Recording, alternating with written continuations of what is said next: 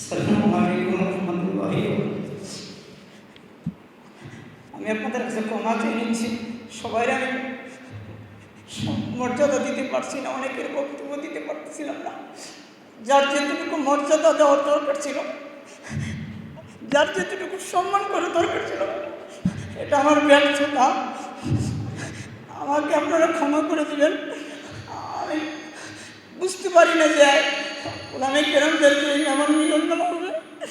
আমি কচুয়ার সকল দরবার দাওয়াত দিয়েছি। যদি মনের অজান্তে কোনো আলেম ওলামা কোনো দরবার যদি মিস্টেক হয়ে যায়, আমার আপনারা ক্ষমা করে দিবেন।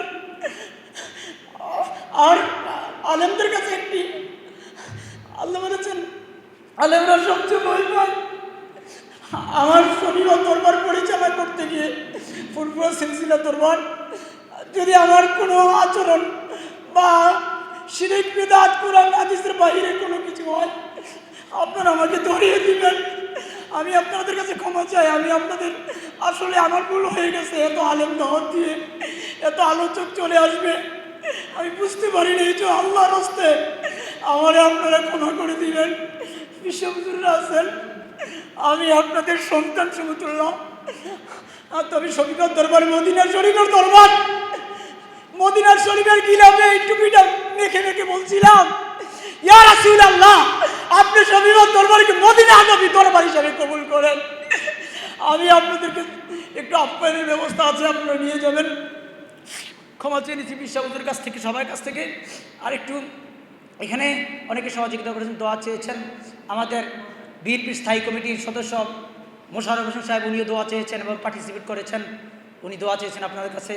রফিক ইসলাম সহ অনেক আলেম ওলামা সবাই দোয়া চেয়েছেন।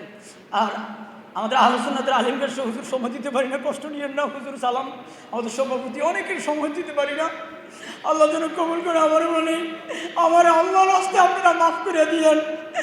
আর অনেক সময় আমাদের কুমিল্লার শাহপুর দরবারে অনেক মুরিদান আসছে, সব দরবারের মুরিদ আসছে। আমি কি দিয়ে আজকে বিদায় দিব? আল্লাহ যেন আজকে আমাদের এই বর্ষাটা যেন কবুল করে।